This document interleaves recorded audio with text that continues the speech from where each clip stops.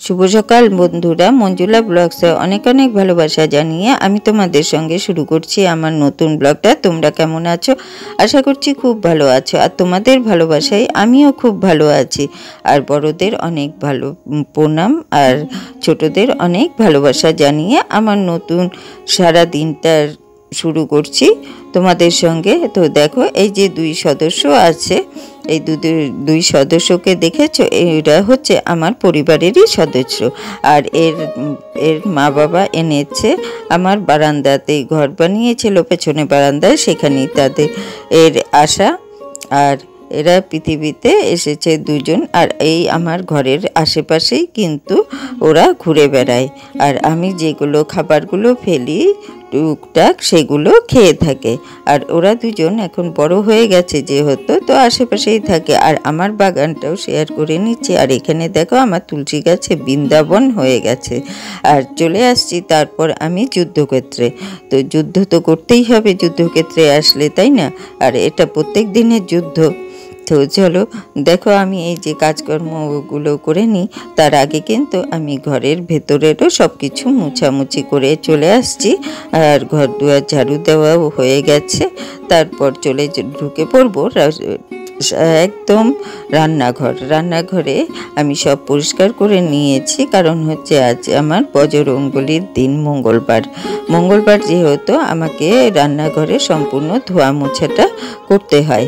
আর এখানে আমি এসে তোমাদের গ্যাসটাই দেখাচ্ছি মোছাটা, আর বাদবাকি কাজগুলো কিন্তু আমি অফ ক্যামেরায় করে নিয়েছি।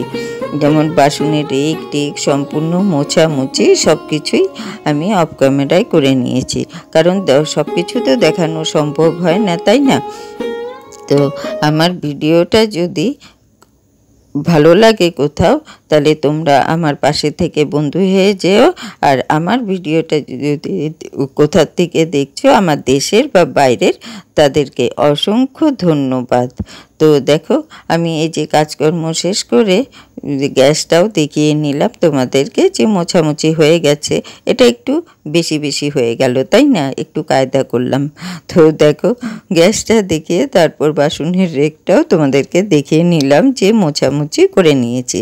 আর এখানে আমগুলো দেখেছো কত বড় বড়, অনেকটাই বড় ছিল কিন্তু, জানো, অনেক বড় বড় ছিল। এটা কাঁচা মিঠা আম, কেটে খেতে খুবই ভালো লাগে। অত মিষ্টিও না, অত টকও না, খেতে কিন্তু ভালো লাগবে। আর দেখেই না আমার লোভ লাগছিল।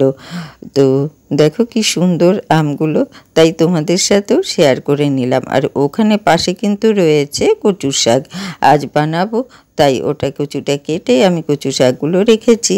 আর এখানে সোজা বসে গেছি কচু শাকটা কাটতে। আর আগে কিন্তু অনেক কিছুই কাটাকাটি হয়ে গেছে রান্নাবান্নার। তো কী রান্না করে এলাম, পাট শাক আর কাঁচা কলা আলুর তরকারি, আর করব কচু শাক আর ডাল, আর একটু পাতলা করে আমের টক। তো দেখো, এই যে কাটাকাটিগুলো, কচু শাকটাও কেটে নিচ্ছি।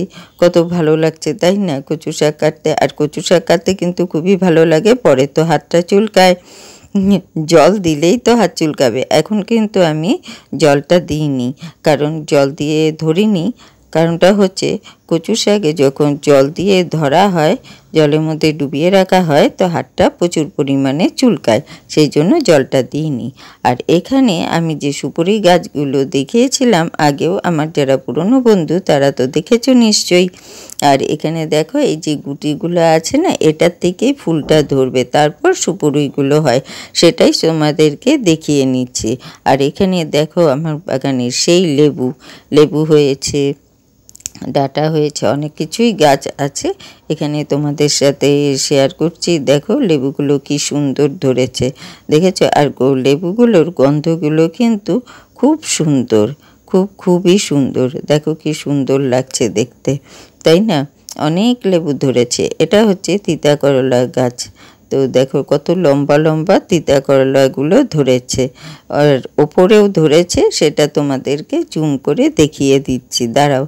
তো দেখো, এই যে তিতা করলা অনেক ধরেছে, প্রচুর আছে, কিন্তু ওপরেও অনেক আছে। আর এখানে দেখো, দেখে নাও কতগুলো আছে। আর এটা হচ্ছে শশা গাছ। শশা গাছটাও তোমাদের সাথে শেয়ার করে নিলাম। এখানে হচ্ছে ডাঁটা গাছ। তো বাগানটা দেখি আমি আমার ভিডিওটা শেষ করব। টাটা, শুভরাত্রি সবাইকে। সবাই ভালো থেকো, সুস্থ থেকো, কেমন? টাটা, আজকের মতন রাখছি এখানেই।